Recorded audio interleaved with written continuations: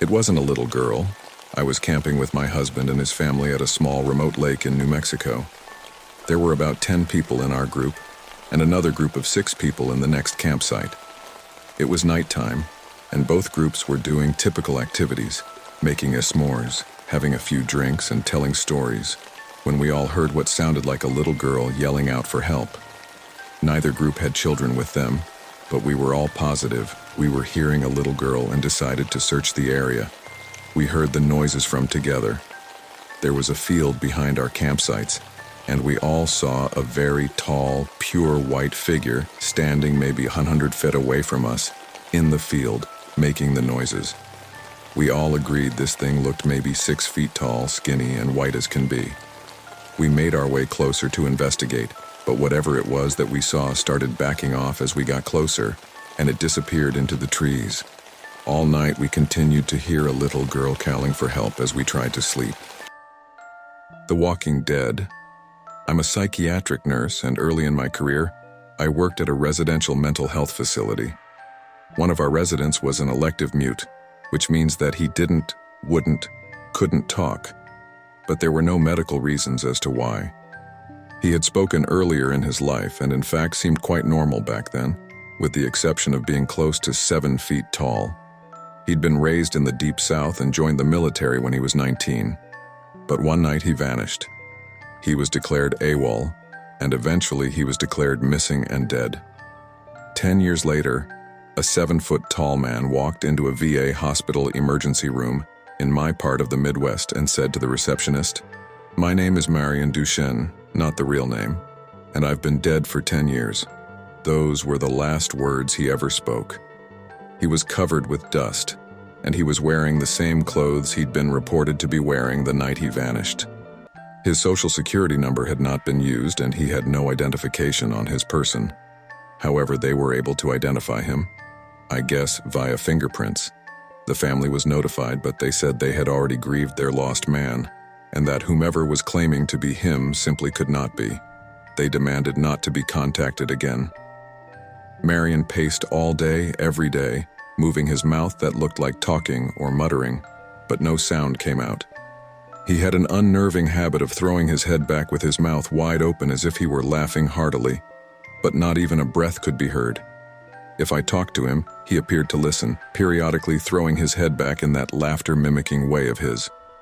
Various medications were tried, but they did not affect him either positively or negatively. Occupational therapy did nothing because Marion would just grin, and unless told to stay put, he'd get up and start pacing again. On my last day at that job, the last thing I saw was Marion, pacing in the parking lot, throwing his head back to laugh. Later, I wondered if all along I'd been dealing with a ghost. All these years later, I still don't know. The Unrest Stop. I was driving across country with my mom and sister when I was 16 and my sister was 20. It was late, but we were well rested still and alert.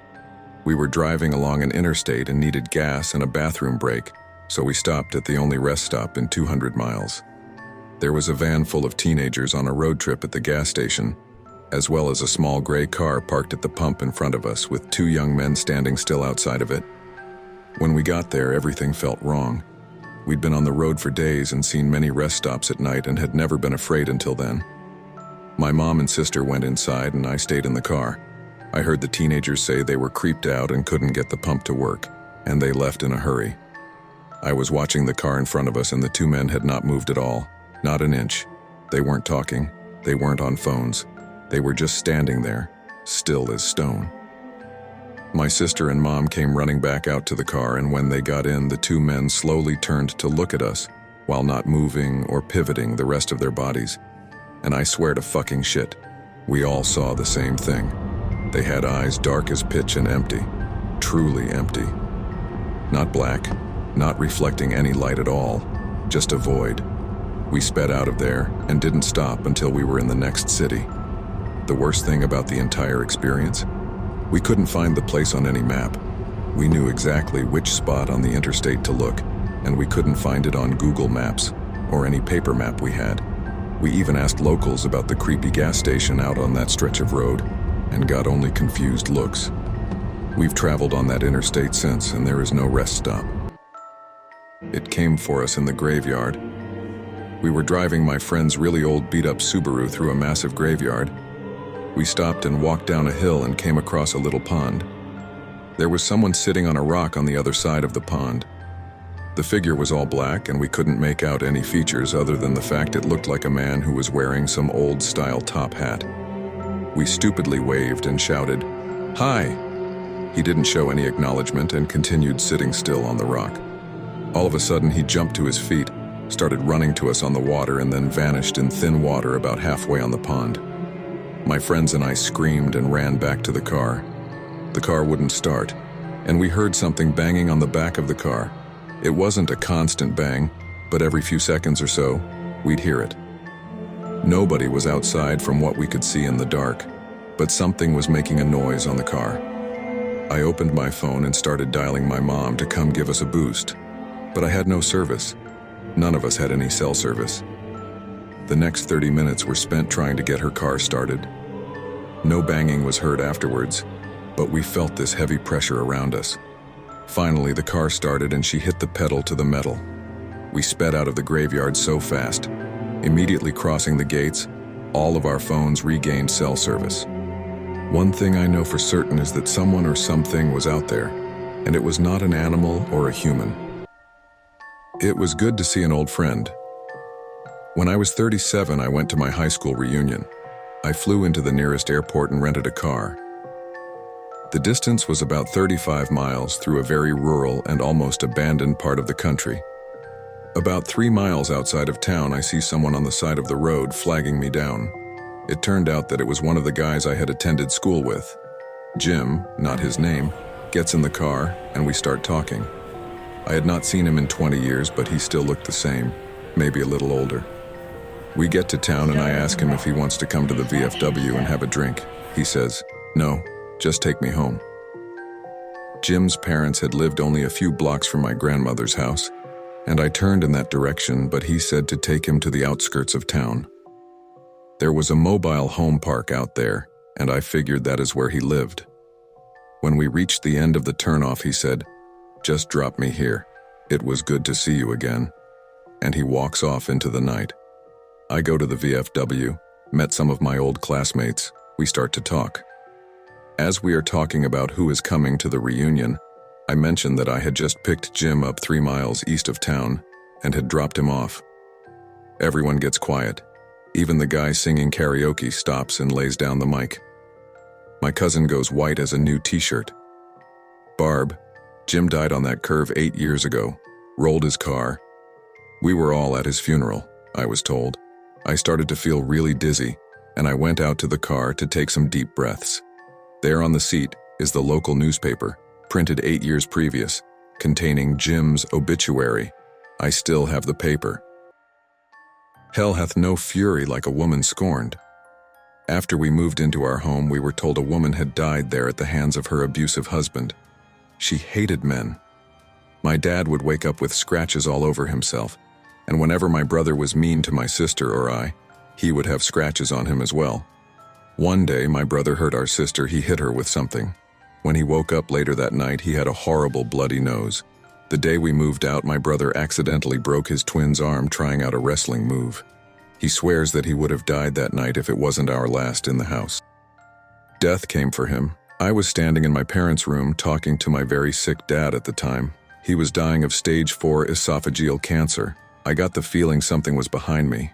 I looked towards the doorway to the living room, and something about 4'6" and fully black is peeking around the corner, with its hands on the doorframe. I ran towards it, and it slipped back around the door.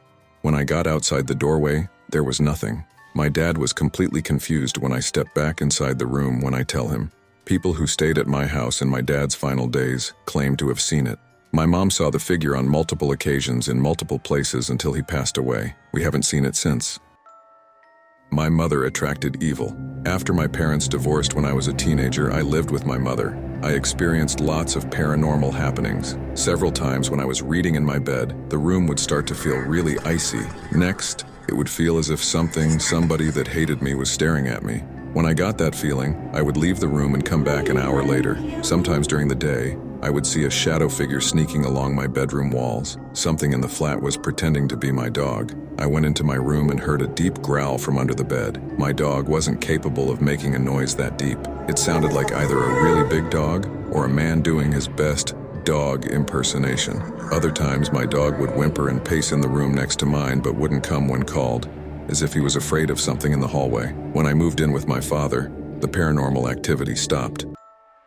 Evicted by a ghost. Shortly after college, I got married. We immediately moved into a basement apartment because that's all that was available within our budget. This place had a poltergeist, and my wife was terrified. Whatever resided there with us made it clear it wanted to live alone. Dishes, glasses, and other items would fly off the shelf. My wife was hit several times. There was always an ominous feeling like we were being watched. At night, when we walked through the apartment in the dark, there would be insanely bright flashes of light that would illuminate the entire room. One night, while we were going to bed, as soon as my wife and I walked into the bedroom, we heard a voice from nowhere say, "My name, move." My wife looked at me. I looked at her. I said loudly, "You've got it, bud." We moved out 2 days later and stayed with family. The old lady who owned the place died a few months later, and the house was torn down. It is still an empty lot to this day, nothing but grass and a tree.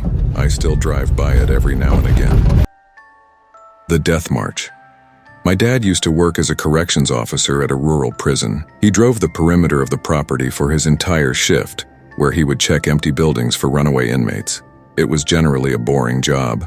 One night, my dad was parked on a hill reading a magazine when he started to feel a thumping in his body. He described it as the feeling you get when speakers are playing a song with really heavy bass. He put the magazine down and checked his rearview mirror where he saw someone outside the truck. He grabbed his pistol and jumped out of the truck with his weapon drawn.